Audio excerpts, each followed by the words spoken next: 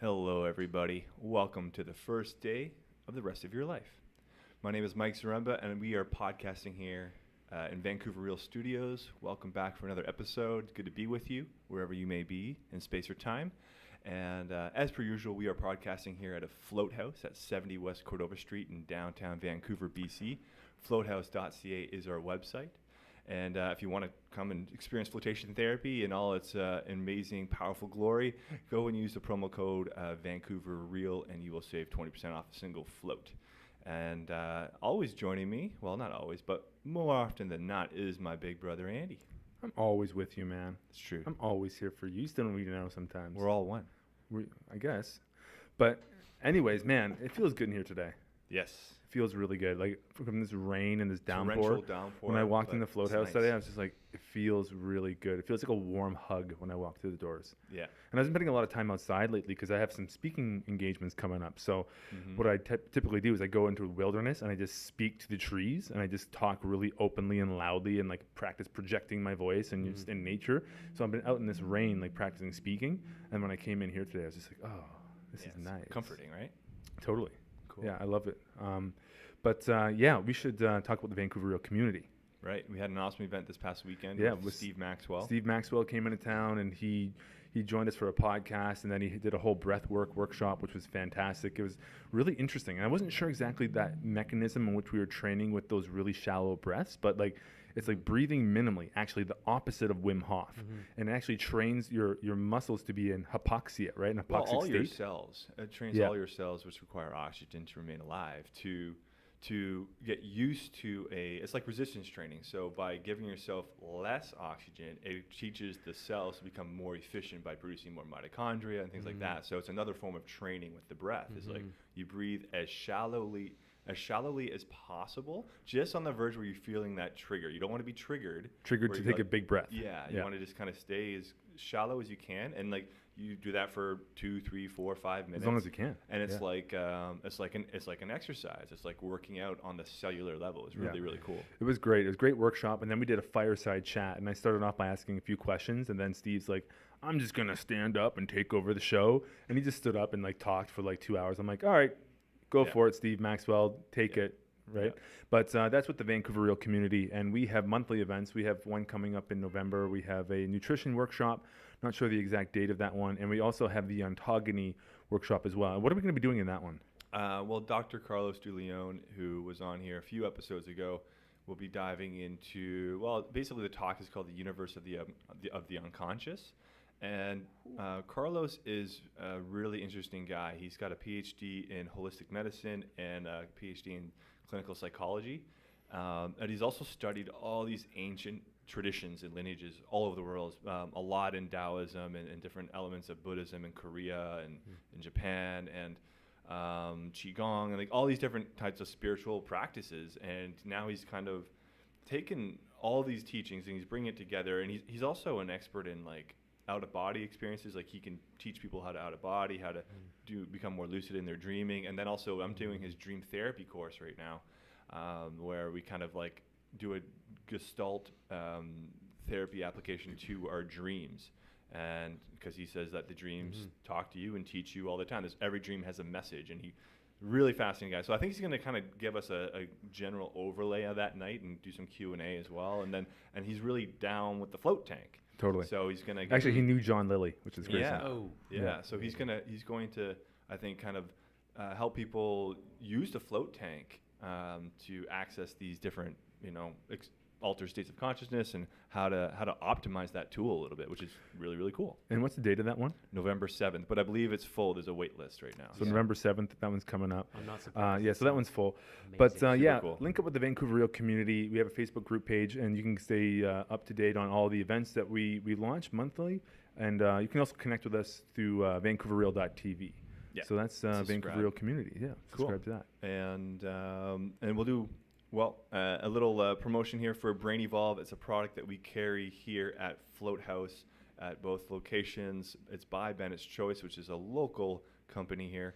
Matthew Bennett is the founder of that. And basically what Bennett's Choice is, what Brain Evolve is, it's a nootropic formula, and it's the only one that is accredited by the NSF to be allowed to promote the fact that this can actually treat concussions and the symptoms related with concussion and post-concussion syndrome. He's been through a gauntlet of tests with the NSF, and then also the research that he's done with it. And I believe he's going to go through Duke University to have more research done. And it's an excellent product, and we retail it I here. take it every night. Yeah, he's just in the launch of this new business he's got going. And it's an incredible product. It's legit. It helps me fall asleep beautifully at night, and you're still getting all those nootropic benefits, like all the anti-inflammatory benefits of the nootropics, plus the cognitive enhancement and mood enhancement and function and all that stuff by taking it at night, which is different from most nootropics, but it works really well. Yeah, and he, I think he has an ingredients list on his website that breaks down exactly what each ingredient is used for. So it's very clear. So if you want to dig into that, it's I believe it's Bennett'sChoice.com. Or if you Google Brain Evolve, you'll find it. You're kind of playing the long game when you take this stuff, hey? Because most nootropics you take for performance. This is more preventative maintenance. Yeah, and I mean, we talk about concussions. Like, you don't know when a concussion is coming. Right. But I can imagine that if you're on this stuff, before you get a concussion, it's already in your body. You have it kind of built up. Like, that could also aid in your recovery. Well, who knows? It could. But I mean, they're going to do a full study at Duke University with this stuff. So when that study comes through, that's going to be pretty huge. Yeah. But lastly, we have to give a little shout out to our man Dave Wheel at the Grind Bar. And unfortunately, I don't have a Grind Bar with me today because we're sold out of them. They're just flying off the shelves here at Float House. But what the Grind Bar is basically a really healthy energy bar. And it's got all sorts of stuff like cacao and maca and some so a little bit of caffeine in there, hemp hearts, cashews, lots of nuts. So it's really high in fat as well. So it's actually keto friendly. I think it only has 17 grams of carbs. So if you're on a ketogenic diet, technically you're allowed to have 50 grams of carbs per day. So therefore it shouldn't interfere with your ketogenic diet. But it's an amazing bar to have before a workout. I personally like to have one about an hour and a half before I work out, and I sip it with a nice medium roast coffee, a little nibble of the Grind Bar, a little bit of coffee, and then I'm just flying for my workouts, and I just I just tear it up in the gym. So, and also it's great for like if you want to just bang off like 4 or 5 hours of work too, because you can just like really dial in and focus. I don't know about your guys' experience with that, but that's what I do. I like to skip lunch. I do a veggies and eggs for breakfast, and then bulletproof coffee. And when I start to kind of run out of energy around 3 or 4, I don't really want to stop because I know I only have like a couple hours left of work in the day. And we've got a whole like 3 boxes of Grind Bars at my office. And so I hit one of those, and it's basically my lunch, and it gets me well into the evening. I often end up eating dinner at 8. Nice. But it gets me there. Yeah, totally. And it's really like this is something Steve talked about on the weekend, and we're going to dive into this episode in a second, folks. But I want to get into this. Is like Steve was talking about how like you don't need to eat as much as you think you do, and it's completely okay and actually probably healthy in some ways to skip a meal, and maybe not the same meal every day. You can mix it up, like bringing lots of variety into your dietary habits in your life that way is actually really good because that. Evolutionary speaking, like when food was a lot harder to come by as our systems were developing, that was kind of normal. Is like, yeah, you know what? We don't have any food right now, and so your body deals with it basically. And actually, that's why fasting. And we had a really cool blog post on Float House website about fasting becomes so really a unique experience on a lot of levels, let alone like healthy for your digestive system, is because it takes you into this heightened state of awareness. It's because fantastic. It's like, okay, I haven't eaten any food for X number of days, and it's like to survive, like you go into like superhuman mode for a little bit of time. You do. You feel very clear. I did a 3-day fast a couple weeks ago, and my like cognitive function on day 3 was so good. My mood was good. My energy was incredible. Totally worth doing. And I wish I could have extended it, but I wanted to work out the next day, so I wanted to eat something. So I ate something so I could go to the gym the next day. Right. Yeah, but you probably shouldn't be exercising. Yeah. Yeah, you got to really take it easy. Apparently, though, like if you have a fasting day and you exercise on that day, it actually spikes your growth hormone for some reason. And I don't really know. And there's a mechanism in your body that I don't understand super well called Mtour. And Mtour, when it's consistently kind of going on, but when you shut off Mtour and it comes back, it's in control of the growth hormone. And so when you give Mtour a break, it springs back like an elastic band. So you get a little boost of. Yeah, and there's only a few ways to suspend Mtour, and one of them is exercise. Another one is fasting. So if you fast and then you work out right before you break your fast, your Mtour system just gets jacked, and you fill your body with all this fuel, and it just takes it. Mtour. I've never even heard of that before. So I just learned something new, folks. Mtour. And it has a cool sounding name too. Yeah, and you might be thinking, who is this third voice that keeps chiming in here randomly into your earbuds? And he's got a similar haircut to us too. Like, what's going on? You guys probably don't normally do that. Have the guests like chiming in on that. Usually not. More often than not, or less often than not. But regardless, today's episode is a very special episode. It's actually a collaboration episode between Vancouver Real and what's known as the Evolving Man podcast. And so joining us today is Ben Goresky of the Evolving Man project, if you will. evolvingman.ca is the website. And first and foremost, welcome to the show. Thanks, guys. Thanks for having me on. Cool. I called up Mike, and I wanted to have Mike on my show and kind of tell my story. And we got talking about it, and we decided, like, why don't we do like a co-release? Let's just all get in the same room. Let's all get in the studio and do it all at once, you know? And so I'm honored to be here. I'm thankful that you guys are holding space, and I'm stoked. To dig in. When we're doing it, we're diving in. Yeah, and we have a few things we want to kind of get into today. But before we get there, I think it's important to introduce you to our community. And so Evolving Man is the newest kind of thing you got going online. It's a website and kind of like a consulting, counseling, coaching service. But you have it going on. But can you kind of talk to us about like what is Evolving Man, and then maybe we'll get into how it came to be. But what is Evolving Man? Yeah, Evolving Man, like we could call it a side project in my life in terms of how much time it takes right now. But it really is. A lot of guys, they have their job and then they have something they want to create in the world, right? And the side hustle. It's my side hustle. Yeah, I have a business that I run with my partner Steve, and it's fun and we have a great time. We do short-term rental management, but in terms of bringing my other gifts to the world, that doesn't really cut it. So I created Evolving Man as a way to coach people, as a way to share what I'm learning, bring my gifts to the world, be a little bit more creative, write some articles, write some blog posts. I've never really done that in my life, but when people ask me the right question, I go on rants, you know, and I have stuff to say. So, you know, people have always said, like, you got to share your passion, man. Like, you are passionate. You're enthusiastic. Like, put your stuff out there because people will benefit. Like, share your heart with the world, man. So that's what Evolving Man is. Evolving Man is at its core.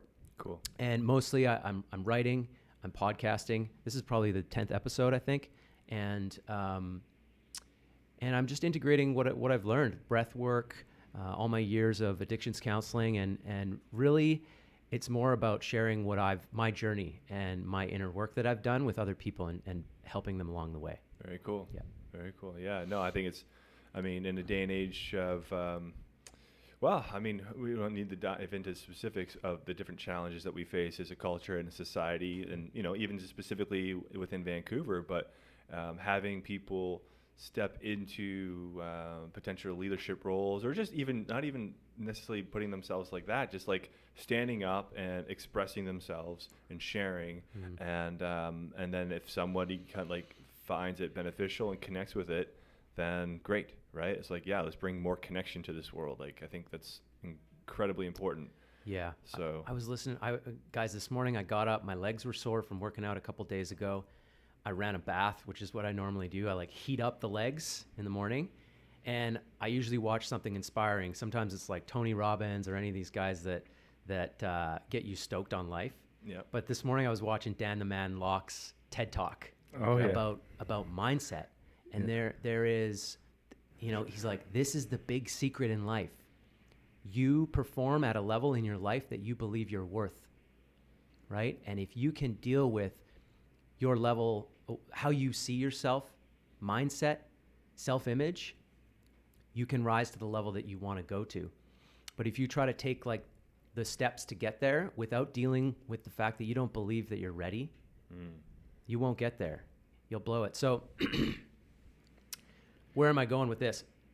The Evolving Man podcast is me proving to myself that my ideas and that my gifts are worth bringing to the world, right? And it came from a meditation where I was like, man, you only have one of these things. You only get one life. Like, make the world a better place however you can. Share what your gifts are. So yeah, and you totally got to start somewhere too, right? Yeah. I mean, we started Vancouver Real, and we definitely weren't super polished as podcasters or speakers, and we just sort of started, and we did it very organically because we're like, hey, we have cool conversations, let's do a podcast. That's basically where it came from, and now it's evolved into this completely different thing, right? So you never know where these little side projects are going to go, right? And it's a matter of like, you know, putting yourself out there and doing that work, and like being okay with like what people say about you and the criticisms that come along with that, because that will definitely come. Like the more popular you become, the more criticisms are going to be there, and like accepting those and like trying to learn from them if they have valid points or if they're just like poison, and trying to just like not let that hurt you. That's a whole journey in itself, right? Yeah, no, it's definitely a unique way to kind of put yourself through the fire, whether it's, you know, putting yourself online with blogging, with podcasting, with vlogging, whatever you're doing, because like, well, you're going to get told you're stupid. Yeah. Or public speaking, or right? Worse. Like, yeah. Like that's always a push for a lot of people. It's just getting up there and speaking in front of people. Both you guys. And it's hard, man. It's hard. It's like, like I have 3 speaking events coming up in the next 2 weeks.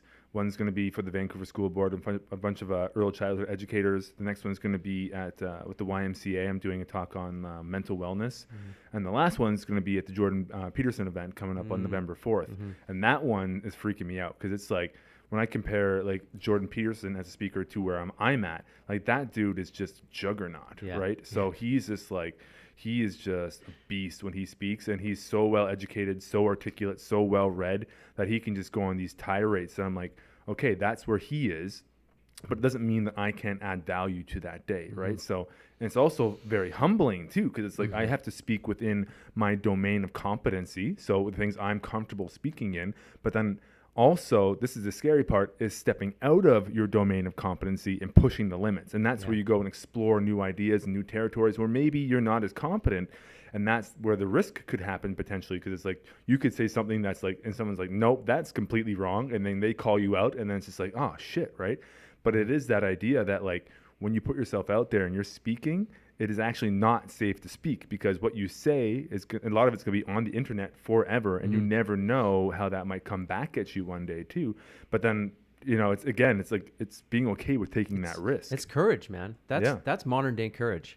It's putting your ideas out there, putting them on the internet, and saying like being willing to make mistakes, being willing to be wrong, being willing to screw up your words and stumble. Sure, flub, whatever, right? Or one of the worst things is for public speaking though, dude, is like when you're on stage and you blank and you just like, boop, and you're like, I don't know what I'm going to say next.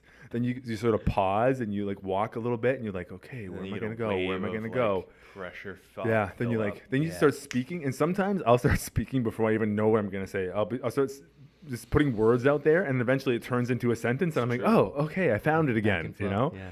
But it happens to me on the podcast all the time. All the time.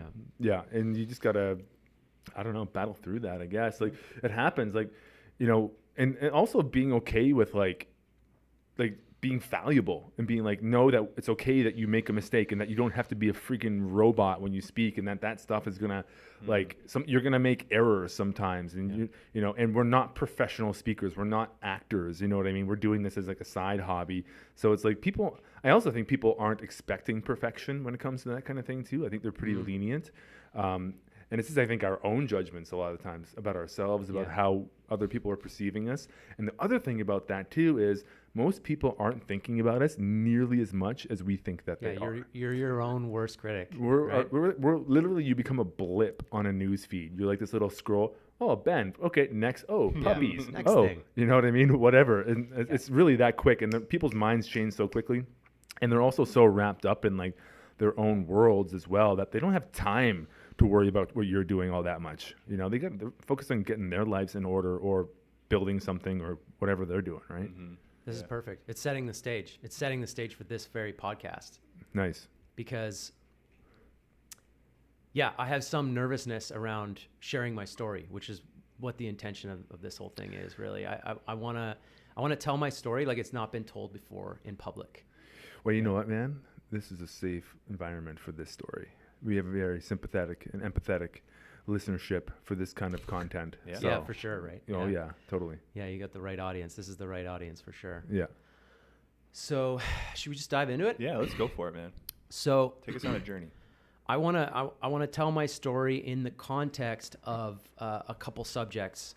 One being addiction, and the other being my recovery, especially as it relates to plant medicines and ayahuasca. So I think I'm in the right place to tell that story. It's not something I've spoken about in public. My inner circle knows about this stuff, but I have a whole population of people that I was surrounded with for 15 years that don't know about this part of my life, and that's not the point of telling my story. It's not for these like 100 people that I used to know. It's for everybody, and I've learned a lot. And I've healed a lot, and I want people to know that the kind of healing that I've accessed is available to everybody. So I figure maybe I'll just tell you what my life was like growing up and what it was like to live with an addiction, live in an addicted family, and not dwell too much on that part of the story, because I really do want to talk about plant medicines and ayahuasca and what I experienced there. Sure. So I grew up in Calgary. I had two older brothers, one 3 years older than me and one 10 years older than me, Arthur and Jeff. Jeff's the oldest. And Mike, Mike, you look so much like my oldest brother, Jeff. It's crazy. Like when I first saw you, I was tripping because I was like, this guy looks like my brother, but like clear-headed. You had long hair at the time, and so does my brother. And growing up with both those guys was, I lived in a very tumultuous home. My oldest brother, Jeff, has schizophrenia, and it was sort of coming to fruition, or it was coming into play around the time I was 6 or 7 years old, because he was in his late teens. He ended up moving out of the house because my parents were part of his psychosis or part of his delusions. And so I lost him from my life essentially pretty early. And then my other brother, Arthur, is 3 years older than me. He was a really troubled child, really like angry kid, and was never satisfied and always wanted more, and was pretty abusive. Like I describe him as a terrorist, the way it was growing up with him. And it was, man, it was painful for the family. We went on vacations that were like essentially destroyed, written off, because we had a behavioral nightmare with us. And me being the younger brother, I suffered from that terrorism, you know. I was never like badly beaten or sexually abused by anybody. But man, the terror that I lived with on a regular basis, I believe was traumatizing. And just to set any other stage around trauma, I've done my digging in my life around trauma. I'm sure I have more to do, but I was also a C-section baby, and I've been looking into that lately, and what could happen with C-sections and a baby being born to a doped up mother who is kind of like out of it, and the connection that is a little bit severed. Never mind all the rest of the stuff that happens in hospitals, like snipping the umbilical cord right away. And it's interesting you're saying that, because I'm actually expecting any day now. My partner is expecting any day now, but awesome. We've been learning a lot about the birthing process, obviously, and our intentions at this point are to do a home birth. That's what we're working towards. That's what we've been preparing towards and educating ourselves on, and also instilling confidence in ourselves as well. So it's just interesting to hear you say that, because I can totally see, and I mean, it's hard to just kind of like glaze over that and not go into the details and the depth of like, well, what are you talking about? These are hospitals, and everything is in like the best interest of health and wellness, and perhaps that is maybe the intention, perhaps. However, Just because it's what's going on now doesn't mean it's best practice necessarily. Yeah. But that's a whole other topic. But yeah, I can see there is something there as well. There's something happening there with C-section babies, and there's something happening in our culture around birth. And I watched a kind of an older documentary the other day called The Business of Being Born. Yeah, I saw that one. I highly recommend people watch that. Just any time, like everybody should watch this film. It's very interesting. So, so that's what it was like growing up, and there was always trouble in my home, and we were kind of the loud house on the block that always had some drama going on. My brother was in and out of schools, special schools, being treated for his behavior, being kicked out. And I think by the time he was in grade 3 or 4, medicated for ADHD. They didn't have oppositional defiant disorder back then, but he definitely would have been diagnosed with that. Can you break that down? You know anything about that? Oppositional defiant disorder? It's a list of criteria that define a kid who just can't resist being defiant. And I don't really get why diagnose this stuff. Like I did a degree in counseling, and I learned about this stuff, and I learned that the DSM, the Diagnostic Statistical Manual of Neuroses, is really just a collection of symptoms that we label as a particular mental illness, you know? So I think oppositional defiant disorder was basically a way to categorize kids so that insurance companies could drug them, or so you could get care for a special child, right? And when I was growing up, it seemed that a kid had to be diagnosed with something if they were going to get special treatment. So I was diagnosed with ADD as well, and later when I went into rehab, I was given some kind of code that allowed me in the school system to get special treatment, special classes. It was like a disability, and so I think that's kind of where oppositional defiant disorder came from. But basically, like, everybody's met one of these people. They're just like, will never go the way that everyone else is going. And most of my friends in my life right now are definitely recovering oppositional defiant disorder kids, you know? Birds of a feather. Yeah, birds of a feather. So basically, I started acting out too pretty early. I think I was... You know, observably, it's like, oh, this kid's mirroring what his brother does. But I think my behavior was a natural reaction to the hole that I felt inside, the fact that I didn't feel seen in my family, or that I didn't feel safe in my family, and maybe some other trauma that happened at birth, you know, this sense of disconnection in the world. And I remember a few times in my life sitting on my bed, sad, and feeling like having kind of a vulnerable moment. And my mom came over to me and was like, "What's going on? How can I help?" And I was like, "I don't know. I don't think you can help." And I just felt really hopeless, you know? And I grew up with that. Whatever it was, I grew up with that. And long story short, I was acting out in school as well. I was getting suspended. I was getting kicked out of classes. I was medicated for ADHD, or ADD particularly, Ritalin, in grade 4. And was expelled from multiple schools along the way, and around grade 8 found drugs. I found cannabis. I started smoking, and first couple times didn't work, but the time that did work, the first time I got high, I felt this immense relief, like I had found something that I had never found before. And I remember deciding, like, I'm just going to do this every day for the rest of my life. Now, looking back, like, that's not very normal. And that kind of a reaction to getting high is like, of course, like, it feels good and you want to do it more. But for me, that thing filled a hole that was there. You know what I always noticed with cannabis, actually, for me, was that, you know, if I ever had like some sort of, I don't know, let's say I was in like a really bad fight with one of my old girlfriends or something, and I was really upset about it, I'd smoke a little bit of cannabis, and that pain would just go away. It was just like, I'm like, why do I care about that again? And I'm like, it would just be gone, you know? And that's one thing that I noticed with it from an early stage. But like you probably moved away from it now. Like I've been off. I haven't used it for months now, and we'll probably use it eventually again. But like definitely not as a self-medicating tool.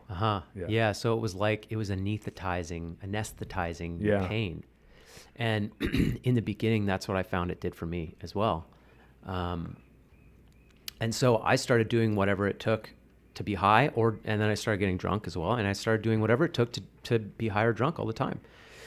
And I did that for a couple years.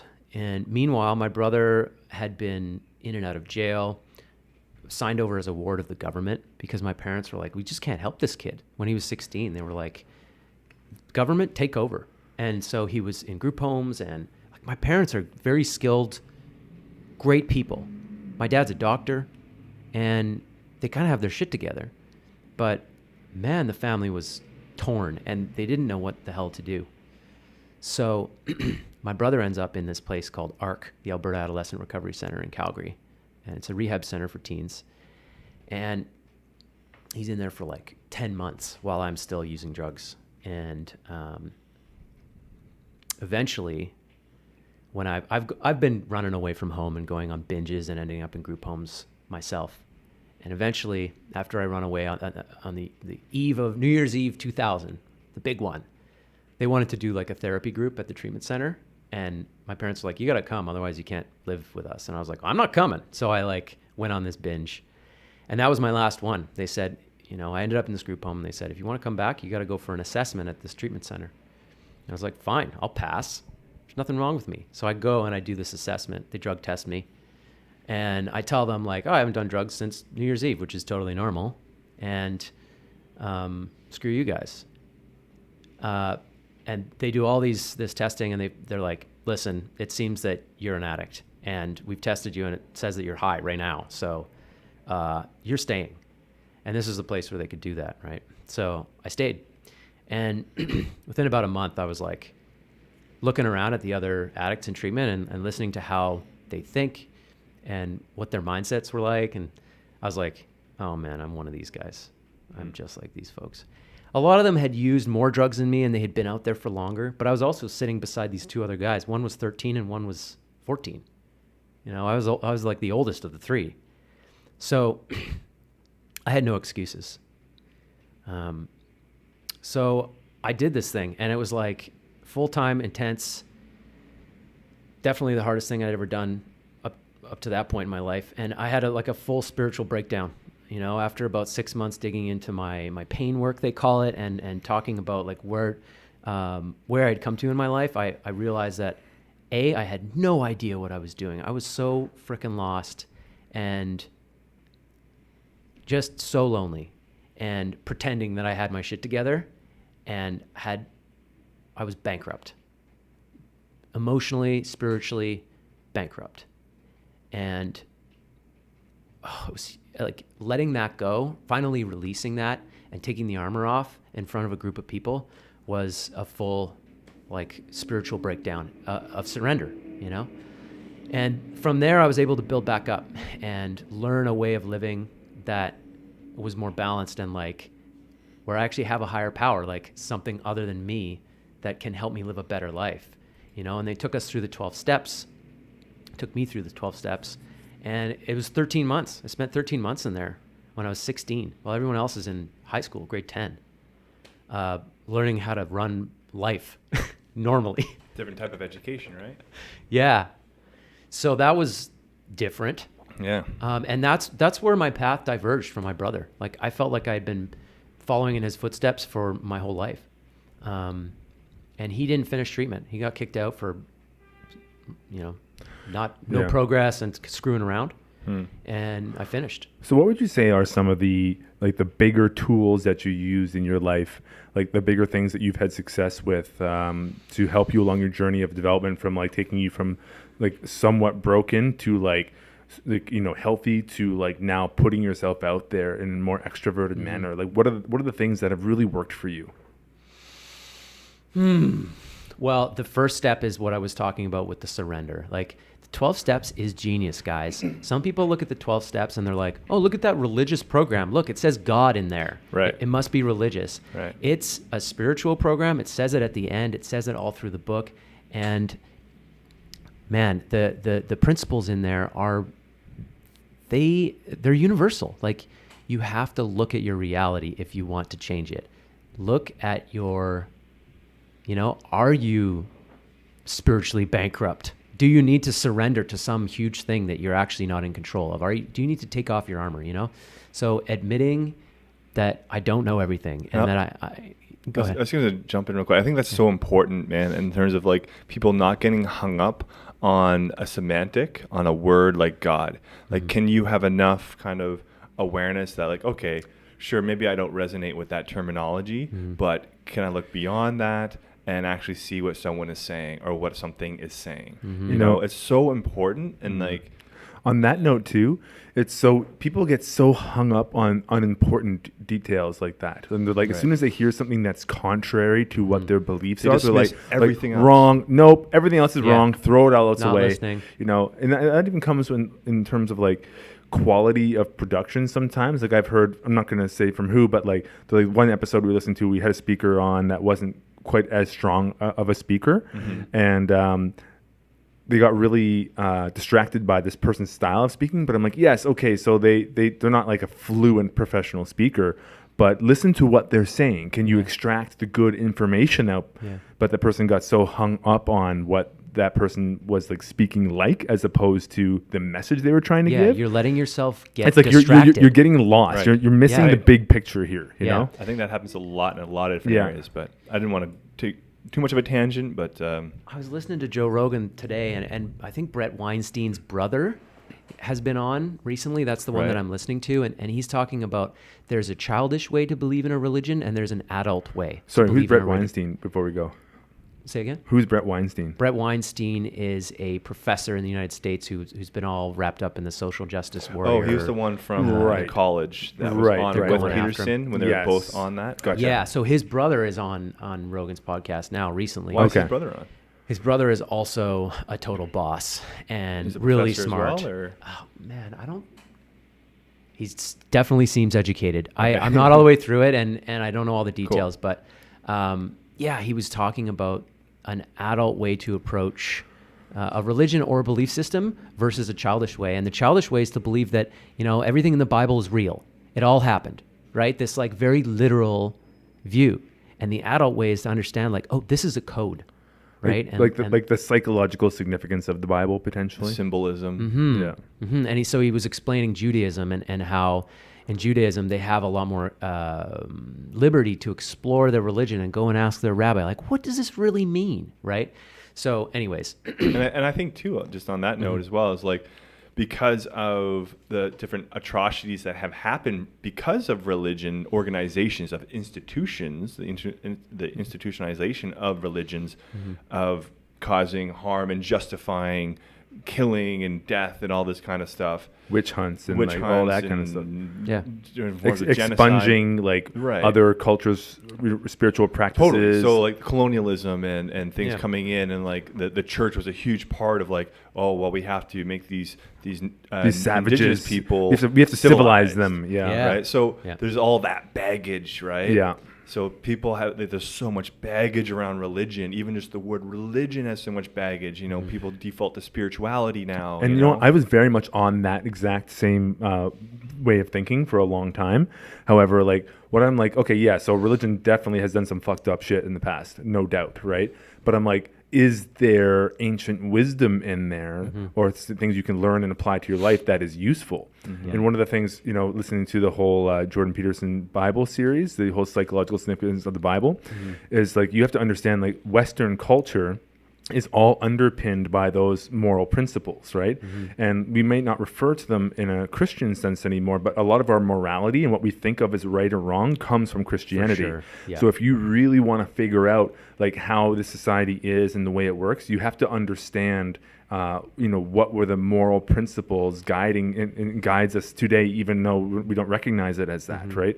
So I'm looking at it as like, okay, how can I extract useful pieces of information? Like, I'm not going to start going to church, but you know what I mean? I'm like, is there ancient wisdom that you can pull out of there? At least because your form of because the thing is, like, the stories in the Bible are actually way, way, way older than just those stories. They're actually extrapolations. So like they're old tales from a long time that have been revamped and reformulated to fit the culture that they were going into, right? But there's a lot of ancient wisdom that have been, observed through human history for the past, I don't know how long. They don't know how old those stories actually go back. Yeah. That's the crazy thing. But that's a big tangent getting away from the 12 steps. And a small tangent about the 12 steps is the foundation is multiple things, where Bill W. was going through his own recovery process back in the 30s and trying to get sober. He was working with something called the Oxford Group. They were getting alcoholics sober successfully, and they were a Catholic-based group, and they would do support groups, etc. And this, like, the first 3 steps, essentially, he took from them. And he also consulted them on the rest of the steps, all the rest of them. And the foundation of the whole program is this spiritual experience. So people can get really lost in like doing what the steps say, but the truth is they are a staircase that will hopefully lead you to what's called a spiritual awakening or a spiritual experience. It says that on step 12, about as a result of the steps, you have a spiritual awakening. And then you're of service to others and you give it back. But the spiritual awakening can come in the form of 2 things. One is an experience where you have like a breakthrough, right? And I know that each guy in this room has had at least one spiritual experience in his life. But the other variety, which is a little slower and happens as a result of slow learning over time, is a spiritual awakening. And you kind of just wake up one day and you're like, wow, I see the world differently. I feel connected. Like, I really feel connected to this whole thing. And that's really what's happening with addiction, is we're disconnected. And I always felt, for some reason, disconnected from the rest of you, this place. I felt like a visitor here in some way, and I didn't feel safe. And so I was using to escape. People ask me what I used. What was my drug of choice? I used escape. Like, that's what I was addicted to, right? I just needed to get away. And as a result of the spiritual awakening, I didn't need to escape anymore. Yeah. Right? Totally. Well, there's this really good... So, remember Robert Glover, No More Mr. Nice Guy? I went to that workshop, and he was talking about how we develop these old patterns of beliefs in our families and whatnot. And he's like, basically broke it down to healthy and unhealthy families, and recognizing that there's a full spectrum of that, of healthy and unhealthy families. But he's like, basically you walk away with 3 core beliefs, and that is either I'm lovable, my needs are important, and the world is like my family. If you're from a healthy family, and if you're from an unhealthy family, it's actually I am not lovable, my needs are not important, and the world is like my family. Meaning that how you perceived your family and the relationships that you had with your parents is actually how you're going to perceive the world, and that will be reflected back to you. Yep. So it becomes like this loop of like potentially negative feedback or positive feedback, depending on where you were on that spectrum of healthy or unhealthy. And it is a spectrum. So it's like, I doubt there's like one perfect family that's never had any issues. Yeah. But then there's also families that, and I think you kind of know what a healthy or unhealthy family is, but it's a spectrum. And I don't think anybody escapes childhood without at least having some wounding. Some scars. Yeah. Man, that's so true. And that fits right in line with the fact that your mind is a projector. Your mind projects what it knows into the world, and you walk around believing that what's on the screen is real, not realizing that there's a projector running it, right? Yep. So so the next step here is I go through rehab. I learn about the AA program, which the AA program I could talk about for days. I've run workshops on it because it's just got layers of depth, and it's so useful. And like I wrote a paper once in school where I reverse engineered the AA program and its principles to institute into school systems to help prevent addiction, which is like, how do you prevent addiction? Like, that's really hard. Just say no. Good luck, right? Like, I wasn't just going to say no. That was the campaign through the 80s, basically. fail. Yeah, in 90s. Like, how do you get to this like loneliness and disconnection? Because that's you. If you want to prevent addiction, you got to go there. Right. Yeah. So same place you got to go if you want to heal it. So I finish rehab. I go to high school. I go back to the rehab and I work as a counselor because at that treatment center, that's how they do it. They like have these peer counselors, and then they have the clinical counselors above who have some schooling behind them to supervise. And it works really well because all of the counselors there know what it's like to be in treatment.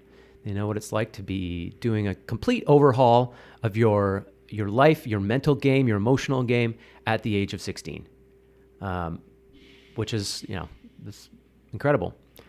So I do that for like 4 years. The 12-step program? Yeah. Well, working as a counselor at that treatment center. Right. While still going to AA, doing the steps, and I upgrade some college stuff, and I learned that I really enjoy being a counselor. And along the way, I have my struggles, right? Like I get sober from drugs, but I'm smoking, I'm drinking coffee, I'm playing video games. Sugar for sure. Like looking at photos of myself back then, I was like the same weight I am now, but just inflated. Yeah. Just so bloated. Inflammation. Yeah, drinking, double Timmy Hose, 3 a day, smoking, like just doing what all my buddies were doing. And these were all sober guys. Cigarettes, coffee, how can we alter our consciousness in a way that's sanctioned, right? So I wasn't healed when I got out of treatment. I still was trying to escape, but in not so desperately, right? So I was trying to escape through behaviors. At one point, when Final Fantasy XI came out, I became a beta tester and started going to this internet cafe and playing. I played so much, my girlfriend broke up with me. You became addicted to the video game. Yeah. And what did I do? Well, to the escape through the video game. Uh-huh. And what did I do when she broke up with me? I went and pulled an all-nighter playing the game. Because that's the thing that made me feel good at the time, right? And drug addicts will do that with drugs all the time. Yeah, well, that's what Dr. Gabor Mate talks so much about, right? It's like, doesn't matter. It's like whatever, like, it doesn't really matter what the addiction is. It's all masking pain, really. Yeah. His classical music, just same thing. Like, just going after it, Yeah. It's a mental process. Addiction is in your reward pathways. It's not in some thing out there. It's not in alcohol or in cannabis. There's nothing wrong with those things inherently. They produce an effect, but the way that your mind reacts to that and the relationship. How bad your relationship or how much pain you're trying to cover up and escape from. Yeah. Right? So how deep it is. I slowly learned to sort of rein in these particular things and start building healthier habits and like move towards things that alter my consciousness in a good way. I start working out more. I learned to climb a little bit, and I learned to meditate over the years. I learned to go for long walks in the middle of the night and listen to emotional music and just have some catharsis, like out in the streets at nighttime and just like get into it, And what about Wim Hof? I heard you're a Wim Hof fan too. I am, yeah, and we can talk about that, but I didn't get into it until later. But I started to learn that like, I'm altering my consciousness all the time, and it's a matter of what I choose to alter my consciousness with. So the years go on. I get a degree in addictions counseling. I go and I work at a bunch of rehab centers, and it's a lot of fun. And I feel like I helped a lot of people and men at the last treatment center that I worked at, which is a camp in Alberta. And then I end up here in Vancouver, and I've been in AA for like 15 years. I've been clean and sober for that time, other than what we just discussed, the like basically emotional relapses over and over, using different things. Never used drugs again. And I stopped going to AA when I came to Vancouver. My life was so full of healthy things that every day I was doing something. I was going to hot yoga. Bikram yoga is like, man, you want to clean yourself out at every level, including emotional and spiritual, go to Bikram. Like it flushes you, It's true. And like meditation and sweat lodges and, working out, like the list goes on. And one day I found myself drawn to this whole plant medicine world. Like Joe Rogan's talking about it. He's got Aubrey Marcus on. These guys don't seem crazy. None of them have like addiction in their past. And so I'm like, I don't know if I should do this. Right. And so I spent like a couple of years researching, like, should I take mushrooms? Because that's what I was thinking about doing. I was taking mushrooms for the intention of like learning something and like talking to God, like that's what people are saying is happening. And I hear about ayahuasca, right? And Aubrey Marcus talks about ibogaine on the podcast, and I'm like, oh geez, that wouldn't be my first stop on the block. No thanks. No ibogaine for me, thank you. Yeah. But so I talked to all my buddies, and they're all clean and sober, and they're all like, you're a fucking idiot. Like, what are you thinking? You're thinking about relapsing. I'm like, no, that's not what I'm talking about, man. I'm talking about the same, like the stuff that you and I go for that makes us feel good and healthy. Like when we go to those meetings that are just like, oh, we did the work in there, man. Like we really dug in. Like that feeling right. of relief, and like we just really met with spirit, I've heard that happens. Yes, this stuff's a party drug too on the side. But there's this whole other side I've never explored. So none of them had any counsel for me that wasn't oppositional. And also, most of them probably aren't up on their MAPS research. No. The Multidisciplinary Association for Psychedelic Studies. Yes. Boom. You know what I mean? That research right there is proving the efficacy of MDMA for the treatment of PTSD, depression, which all that stuff is the PTSD, depression, anxiety, addiction, all sort of linked up into one big mess. You know what I mean? So, I mean, they're going into phase 3 clinical trials right now. But it's huge. It's so huge, man. It's totally huge. When's that workshop, by the way, or the event, the MAPS event? I'm not sure. Yeah, but there's a MAPS event coming up for MAPS Canada fundraiser. If you like supporting a group that's really big into mental health issues and finding real solutions to mental health, definitely check that out. These guys are doing good stuff, man. Totally. They're paving a new path for health, and they're going where other people haven't gone, and it's time. It's time for this stuff, So I do all my research. I find out about the Johns Hopkins studies where psilocybin. They took people and they had cancer and they gave them psilocybin, and these people, like 70% of them rated the experience as in the top 5 experiences of their entire lives. You know? So when are we talking? How long ago was this for you when you were looking at all this stuff? 3 years ago. Okay, cool. Yeah, 3.5 years ago. Cool. And so prior to that, your kind of impression of these medicines were what? Well, I was really torn because I had heard that like this stuff can facilitate a heart opening and a connection to spirit, which is something I still yearn for. I was like, so many of these other things that I was doing, like, what do you do when you go into a sweat lodge? Like, you are going to meet God. You're going to meet your maker, And I was doing this stuff. And so my impression was that, but on the other side, I had all of this pressure. Like, no, man, if you do it, you're running away. You're escaping, right? Because this is a drug. But mentally, I was like, how is that true? Like, I've now learned, I have this new experience of what a drug is, and that it doesn't really matter. It matters what your relationship is to it. So, like, why can't I approach it in this way? So I talked with a few people who I knew who were on that side. Like, they had multiple positive experiences, and they had been with me when they were high at music festivals, and I was like kind of their host. And they were like, man, we felt so safe with you. Like, they trust me, and there was something about that too. Like, I felt connected to them when they were in that space. So anyways, I decided to do this, and I decided to have a guide. And so I asked my most trusted friend at the time, his name's Solomon, if he'll take me out for an experience. And we went out to Sombrio on the island. If you guys have ever been to Sombrio. I've never been, but I hear amazing things. I want to go there. Yeah, I don't even want to talk about it on the podcast because it's such a badass place. Too late. Yeah, but it's like my favorite place. It's just so beautiful. There's like waterfalls and pouring out of the rainforest into the ocean, and like it's amazing. And we took mushrooms, and he took a smaller dose, but I took a decent dose, and we went for a walk. And man, my heart just blew open, and I tapped in and connected to something that's like always there, like that thing we know is always there. I just opened to it, and I felt loved. I felt so lucky, so grateful to be in this body, in this life. I had this like big picture view of like my existence, and I was like, wow, just like leveled with gratitude, just flattened, and man, it was powerful. And at that moment, I was like, okay, good choice, Ben.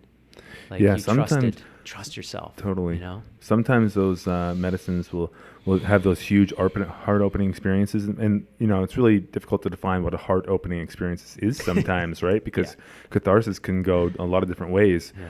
But like, you know, I've had experiences like myself where it was like complete and utter surrenders, you know, and it wasn't necessarily like when I hit that surrender, it was like great because a huge weight had been just dropped off my shoulders. You know what I mean?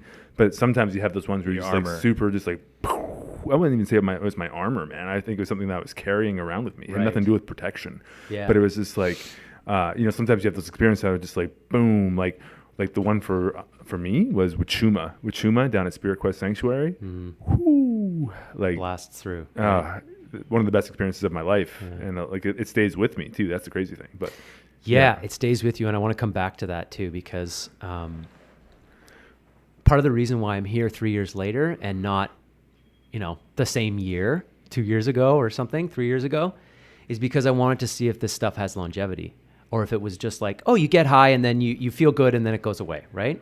That's not the effect I was looking for, and it's not what I had read about. I'd read that this stuff has longevity. So I do that, and soon enough, I start to think about, you know what? Mushrooms are actually they're very similar to ayahuasca. They're the tryptamine family. And I'm drawn to this ayahuasca stuff. And I've heard that like people work with this stuff around addiction. And at the time I wasn't like, oh, I need to heal my addiction. You know, like I was well on the path of recovery, and I was living a very clean life. Yeah. But I was like, you know what? It's time to explore. Like I now trust myself. I trust that I'm not trying to escape. I'm trying to go towards spirit. I'm trying to go towards like opening my heart to the world, and like what's going to make me better, you know? That's a tough one. Like make me better. I don't even want to retract that. Ayahuasca, it's like I think it's like instead of like making yourself better, to me, it's more like, you know, healing yourself to the nth degree. So you're healed essentially. And then it's like, now how do you become like that elevated person, like that elevated man, if you want to call it, evolved man, whatever you want to call that, right? So, you know, that's what Carlos integrated, or even like the idea of, you know, self-actualized, that sort of idea, or the different archetypes you can think of, like Christ consciousness, Buddha consciousness, these type of things. That's, you know, so it's like getting to that healed level, and then it's like, okay, now you're good. Now where can you go? Yeah, right? Like it's infinite, man. Right. Your growth is infinite in this life, and like you can, like we were talking about with Dan Locke, like you can decide that you're at a certain level and like, okay, I'm going to settle now. I'm going to stop growing, or you can just keep going. Like it's really up to you. And it doesn't have to be from a place of scarcity. Like, oh, I need to get somewhere. Like you're here. What are you going to do? Right? Like, what are you going to do with your life? Are you going to like, sure, man, if you want to just like chill and, you know, not push in certain avenues of your growth, that's cool. As long as you're aware of it. As long as you're consciously choosing that, right? Yeah. So I was like, I'm consciously choosing to go deeper here. Like I want to connect deeper, you know? So let's go into your ayahuasca experiences. Yeah. So sounds... I formed the intention to do ayahuasca, and you know, that kind of thing. Like you can't search for it on the internet. Like you can't just find, where can I do ayahuasca? At least not in this country. Yeah. So you can in Peru. And I started reaching out to people on Facebook, and like people were part of certain groups, and they were like, you shouldn't be having these conversations, you know? And so I was like, okay. I need to like tap into my heart and speak to the right people about this and just let it come. And I did. I told the people who were close to me, I was like, hey, I'm on this journey, and like, talk to your friends, you know, do you know anybody that's done this stuff? And, you know, I was told by a friend, he's actually right out there right now. I was told, hey man, if you want it to come to you, say a prayer, you put some tobacco in the ground, you say what you're grateful for in this life, and you ask for this gift to come to you. And I did that. And the next day I got an email from a friend saying, hey, I've hooked you up with this. And I won't say where I went or who it was with. Yeah, well, the circles are available in BC, and you just got to just find people, and it's not that hard to find if you're looking for it. Yeah. So I went, and I sat for 2 nights in this large room with multiple shamans that night. It was like a pretty big ceremony. Like, usually ceremonies are often like 10 to 20 people, but this was like 50, 60 people. So it was roaring in there, That's man. chaos. Yeah, and I was on native land, so there was like, whoo, the spirits were flying in there that night, man. Like, so, you know, I drank this stuff, and, you know, everybody's sitting around waiting, and it tastes, you know, this stuff tastes kind of gross. You're on an empty stomach, and you're like you're in a fasted state, and a little jittery. It's nighttime, the lights go off, and a little nervous, and you're sitting there like just waiting, and it feels like forever. And I started to get heavy, you know, that kind of like heaviness that sets in when you're falling asleep, and it's starting to drift off. And I drifted off into this place where I forgot who I was. I forgot the world. I forgot everything, man. And it was this like Technicolor spinning nowhere and everywhere all at the same time, you know? And so, yeah, my sense of identity is like trash. It was gone. And then these shamans start singing.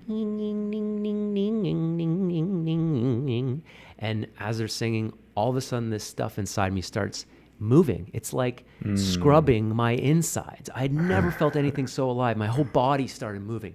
I was like, I'm not in control of this.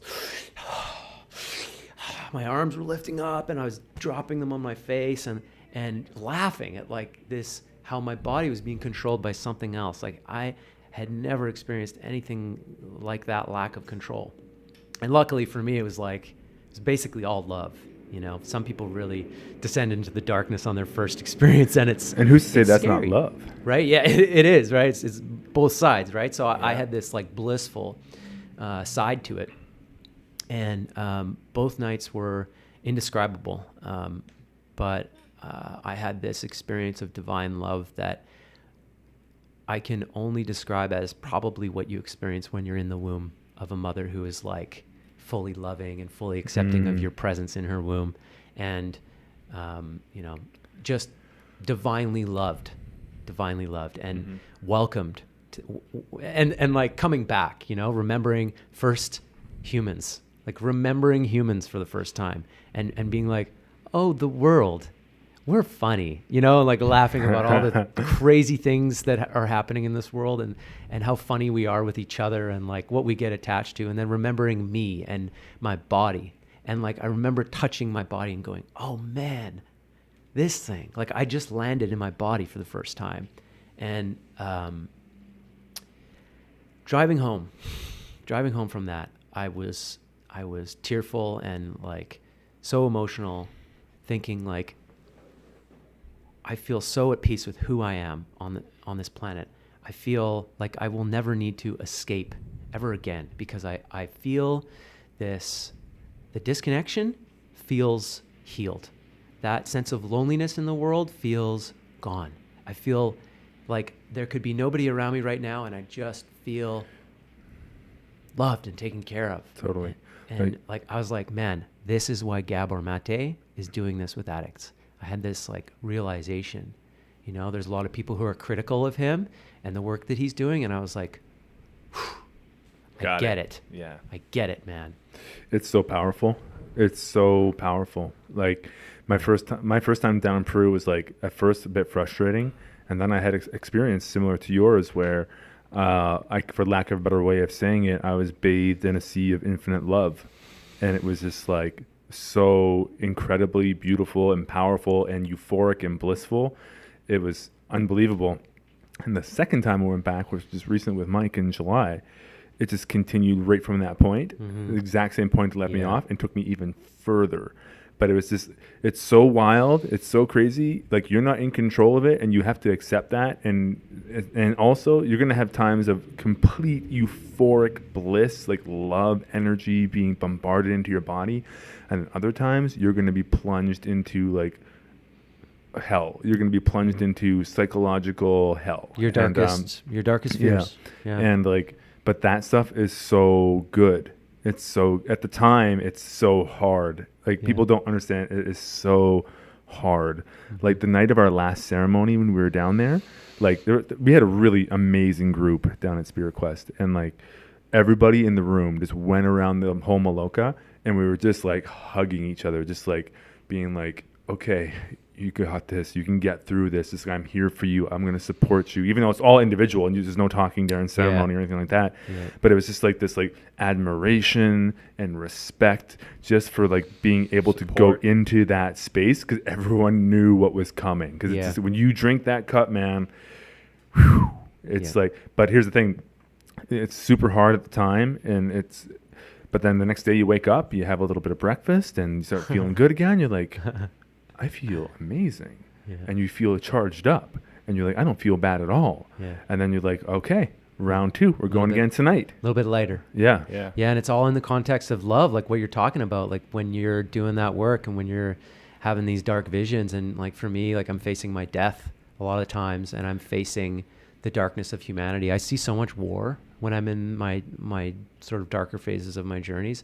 I see so many like men killing each other throughout history, and I think that's probably some ancestral stuff coming up. Like, I believe that when you do ayahuasca, especially after the first little while, you start tapping into ancestral stuff that you're carrying in your genes. And my grandfathers and your grandfathers probably experienced a lot of war and a lot of killing, and some of them died and some of them made it through. And so I have that stuff that comes to me, and it's hard, but yeah, it's also happening with this like gentle.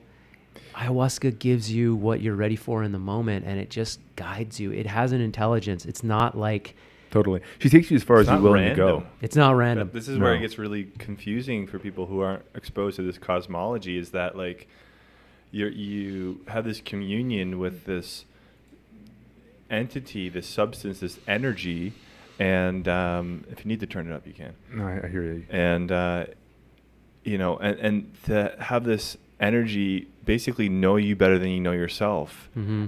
And it can tell you when you have a thought, if that thought is based out of fear or love. And it's like so viscerally displayed for you. You're like, wow, I shouldn't think like that. I shouldn't have that thought, because actually it starts to cause a ripple effect within me and actually within the whole world and for eternity of probably not what we want to contribute to this world. Like, wow, that's really useful to know. Thank you. Like what an incredible experience. And it's just having this intelligence, like you're talking about, this guidance of it. Mm-hmm. And it's just it's beyond what we can comprehend with our understanding, say with the Western paradigm. Yeah. And you know what's crazy about it is that it's illegal. Yeah. It's illegal. In this country. It's legal. Illegal. It's illegal. Yeah. In this country. Yeah. But, that's like you go to a country like Peru, and it's actually like a sacrament, and it's completely legal down there. And that's actually another level of comfort when you go down there and do it. You're like, no one's going to come and like, there's no risk there, which is, it's just so crazy. Like we were talking about before the podcast with that whole right to try movement, right? The whole idea that people should have the right to try whatever substance that could potentially help them. Like if Western medicine has failed them in one way, shape, or form, they should be allowed to try anything they want that they think could help them, even if it's illegal. Which is an interesting thing, because it's like, who are people to tell you what you can and cannot take, especially if it has potential to help you. You know? Yeah. So man, you've worked with this medicine now, and why did you feel it was important to share this kind of stuff? Like what, and because you kind of mentioned at the beginning of the podcast, like only your inner circle maybe knows of this stuff, but now you wanted to come out and talk about it a little more publicly. What's all that about? Yeah, so in the beginning, I took it and I did the ceremony, and then I was like, I'm gonna see if like I still feel the effects of this. I still feel the love and the like the lack of need to escape. Did that actually heal something in me, or was it a Band-Aid just like the drugs were back in the day, And so I waited for some time, and I waited for over a year, and I just, anytime I tapped in and asked myself, like, is all the learning that I experienced there still with me? I was like, oh yeah, and like just before this podcast, sitting out in your studio here, doing some Wim Hof breath, listening to some music, I tapped into that divine love that I experienced, and I can do that every day now, and it's with me. It's not like I'm remembering it; it's still there. Mm-hmm. Yeah. And so, since then, I've sat with ayahuasca a few more times, and I've sat with mushrooms a few more times, and various other things.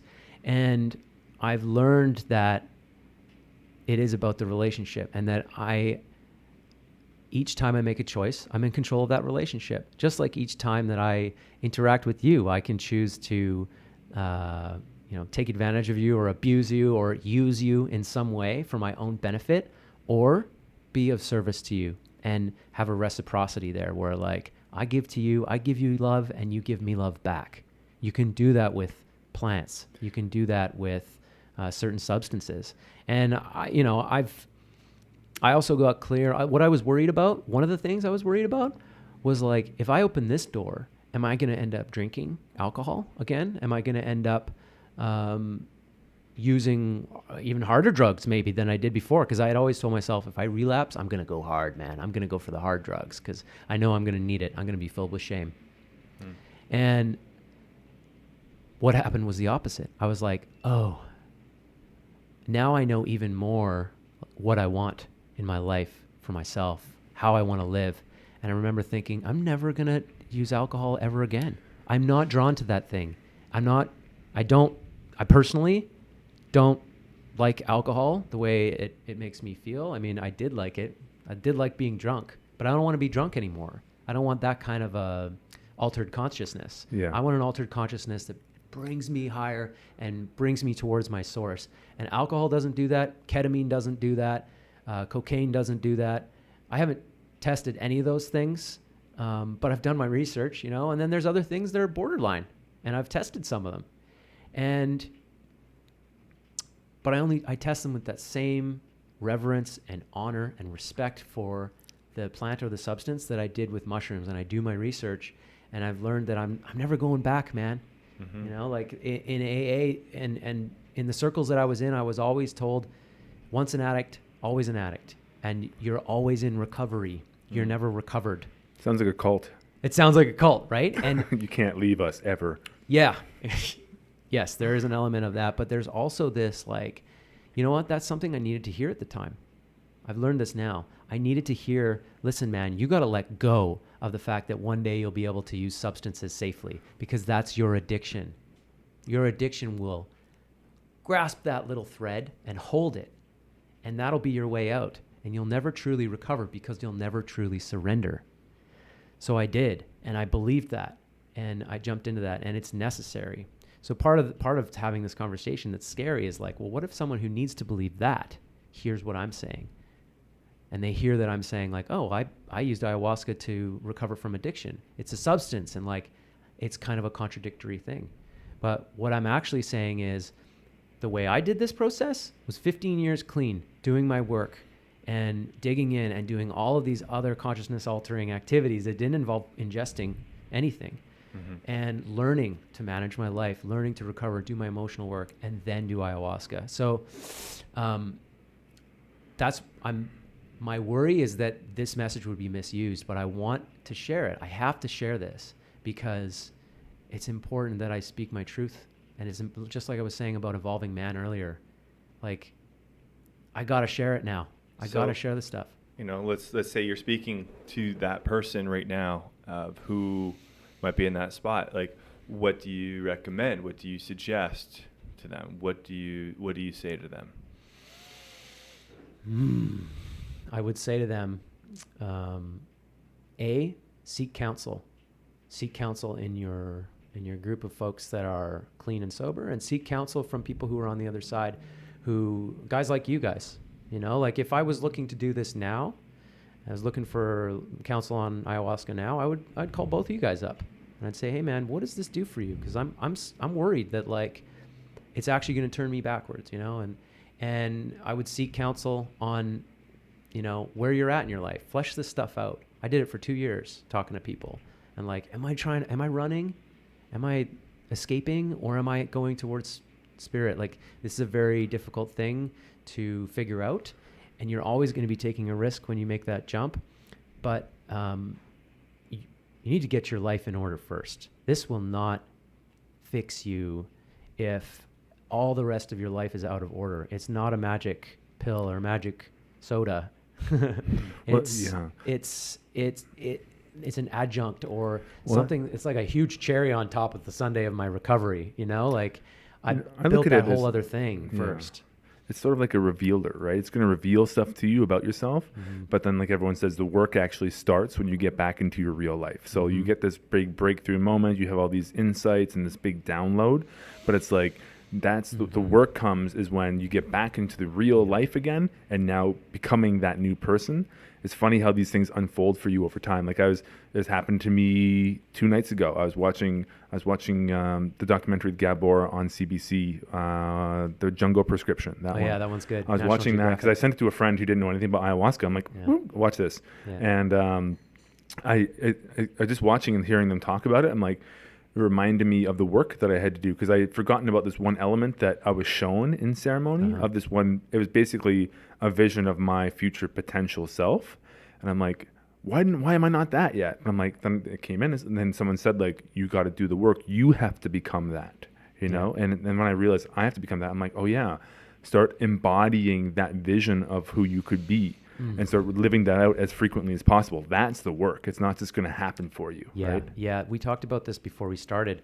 There is a huge difference when you go to something that is supposed to be medicine, as ayahuasca is, trying to get something, right? If you go into a ceremony like, like I want to feel what this is like, like we're in men's groups, right? And we all see the guys who come in and we're like, hey man, why are you here? And he's like, well, I'm just testing this out and I just want to see what I can get from this group because I'm a busy guy in my life and, I don't like to waste time. And I heard somebody told me that this thing's pretty good, so I want to see what you guys got. When someone says that, I'm like, oh, you're doomed, buddy. Because you're in for a rough road. Yeah, or you're going to get kicked in the ass. And not by any person in particular, but by the universe, man. Because when you take that angle, like, oh, what can I get here?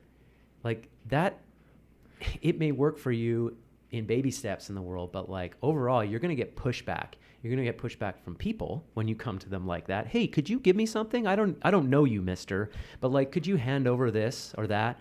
You're going to get pushback. And when you do that with ayahuasca, which is very much a person, it's very much an intelligence. When you come to ayahuasca with like, hey man, what can I get from you? It'll kick you in the ass or it'll give you nothing. You'll go with all these expectations about like, oh yeah, all these people told me all this wacky stuff happened and it sounds pretty amazing, so I'm going to just see what I can get. It'll give you nothing.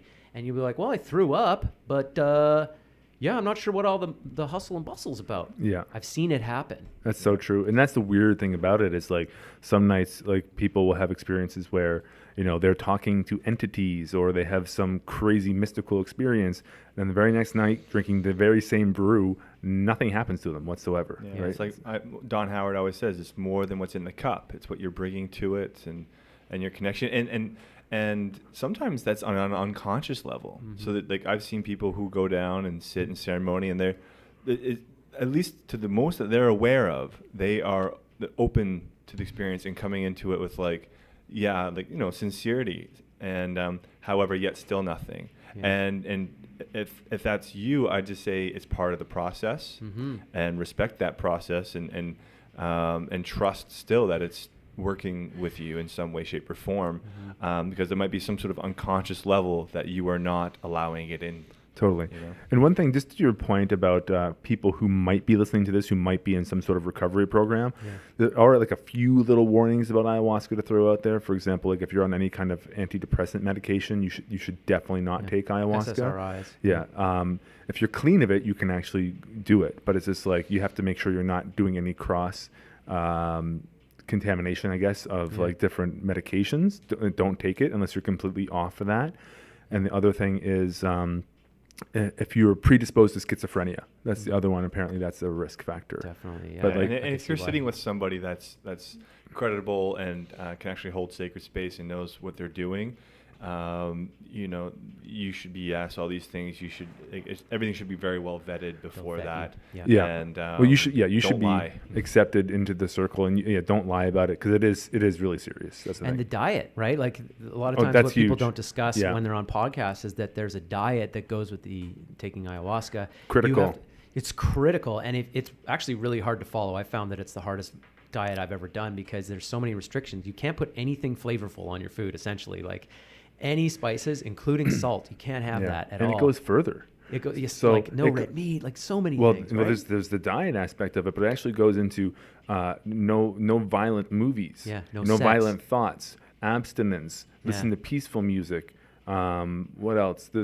What are the other ones? Those are the big ones, actually. Like, so it's like the dieta is like the actual diet, where it's like, you know, no red meat, no salt, no sugar, no spices whatsoever, bland, lots of vegetables. You can have some fish, you can have some quinoa, some rice, that sort of stuff.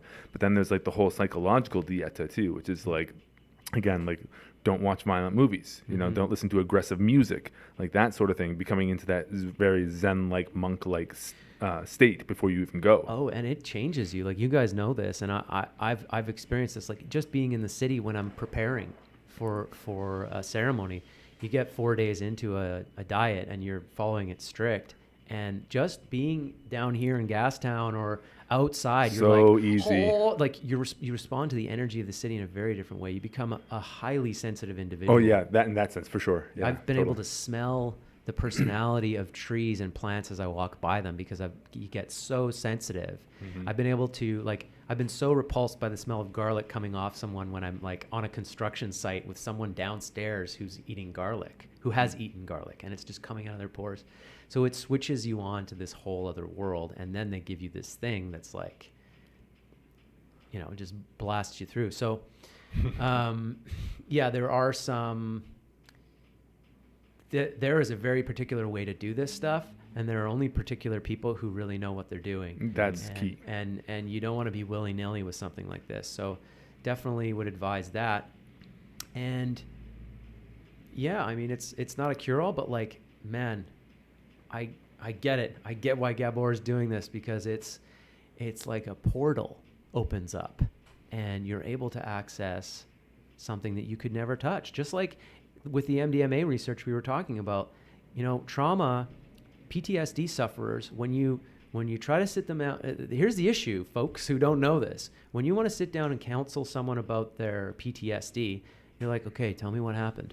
As soon as they even think about what happened, their mind shuts down. Their brain, it's like locked down, because they get reactivated like they're there. When they go to those, when they try to access those pathways in their brain, they get activated.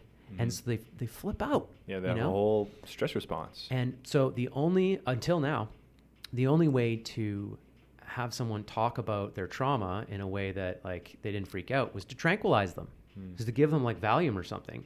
But then they're talking about their trauma and they're not connected to it. Right. So there's no way to heal it. Yeah. So MDMA somehow opens this like portal of love, and the person can talk about their trauma and be hurt, but still be in that, like what we were talking about, how ayahuasca cradles you in this. So you feel all this love state, right? So what it allows you to do is look at that past event that comes up from a distance, right? So you can look at it and you can actually reframe the entire event as well. So it's like you feel like this blanket of, you're surrounded by love and euphoria, and that's great. And then you can revisit that past event in a safe space and reprocess it in a way so it's not like this thing that's going to continually recur inside of you. The critical piece with trauma is that trauma is actually an experience that you've had that you were not able to frame. Your mind could not understand and cope with what was going on, which when you look at that, you're like, oh, so pretty much anything can be trauma depending on like how prepared a person was, right? Sure. Yeah. So when things happen that are way outside your scope, there's a frying of the circuits. And so what needs to happen is you need to be able to go back there and sort of align with what happened with reality, because your mind is like in some way rejecting it and trying to push it out. It gets locked in your body. It's literally in there.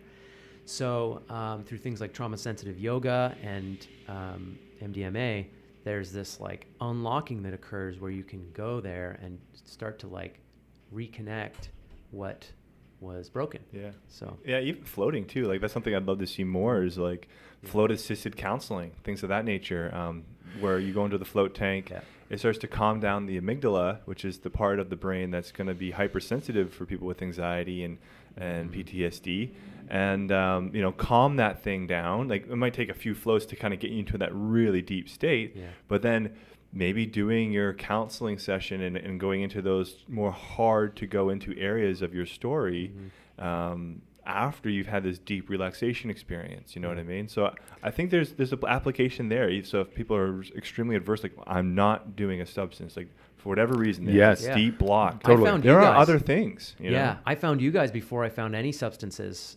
This time the plant around. medicines, yeah. Right? Mm-hmm. Yeah, like I floated. I think the same month that you guys opened. Yeah, you floated a ton. Yeah, and you still do. Same thing. Like I was like, man, I want an altered experience that makes me better. Right. Yeah. I'm not getting in the float tank to get high. I'm getting in the float tank to be altered. That's for sure. Yeah. Just like I get in the sauna.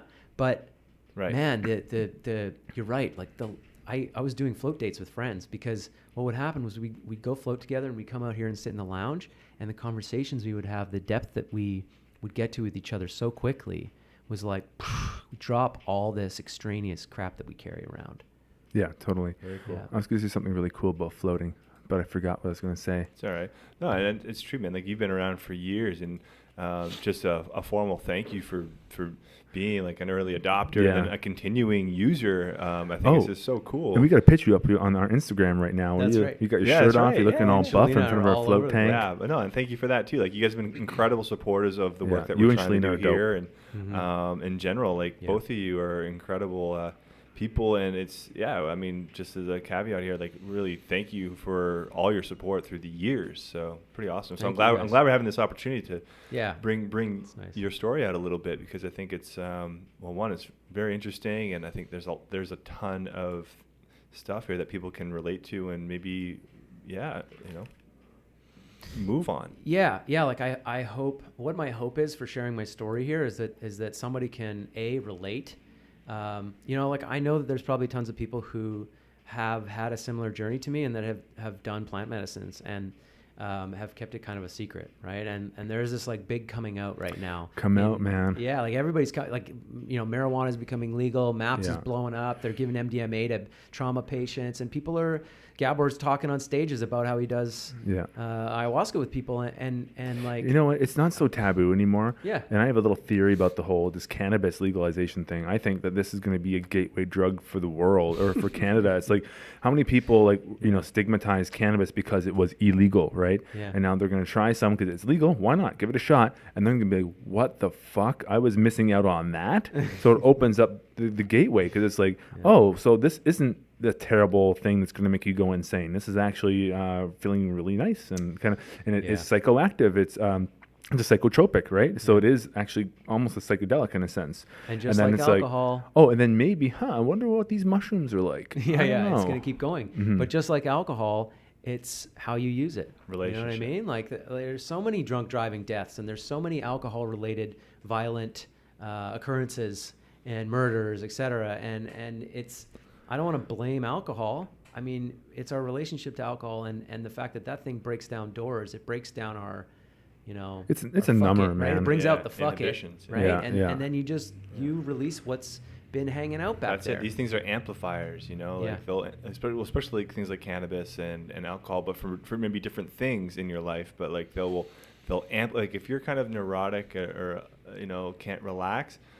Well, granted, there's so many different types of cannabis and all that kind of stuff, but it'll ramp it up. It could ramp it up, or it could actually help it. Like, I mean, that's the thing too. Like, these things. Let's say you've had one experience and it was like completely off-putting. Well, I just encourage you to go and explore. Like, maybe where were you at in your life at that time? Who were you with? What were you doing? What was your intention behind it?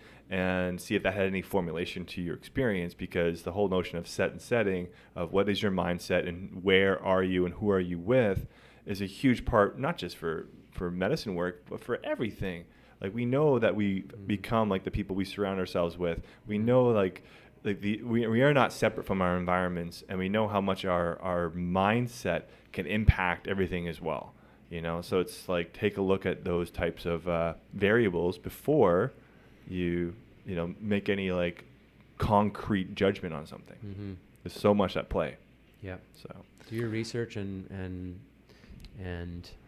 come out of the closet. Come out of the closet. Don't be afraid. Honestly, it's like, kudos to you. Like, people.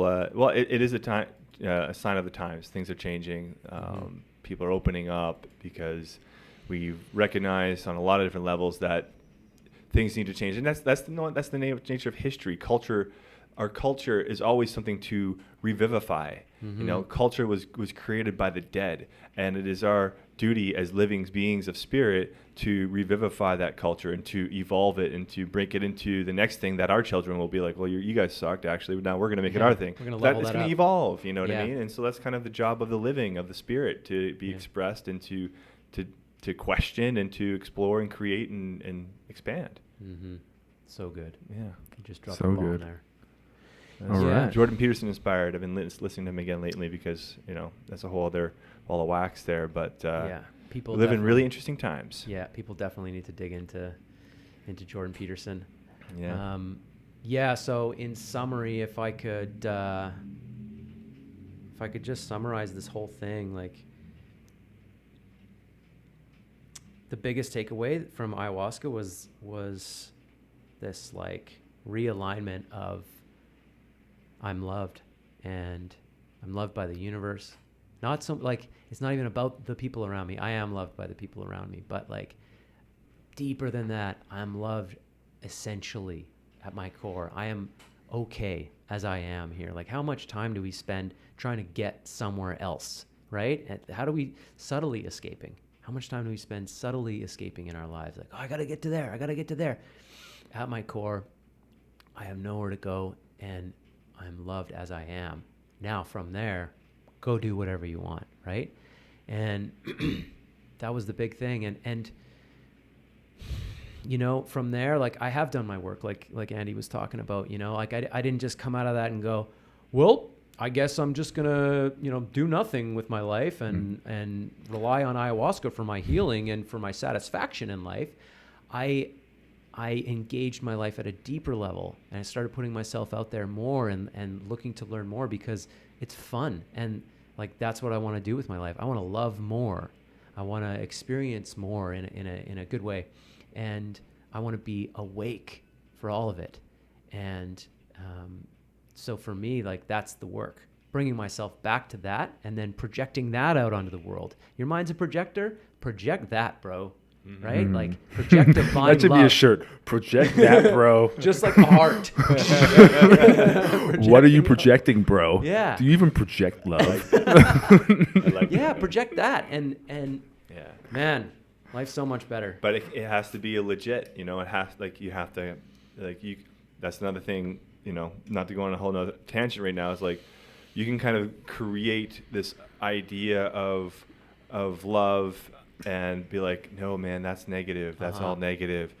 Like, you have to go into the shadow work. You have to do that deeper work. You have to do your own healing work to get to that, like, legitimate place of love. And that's only going to be found and legitimized by you, actually.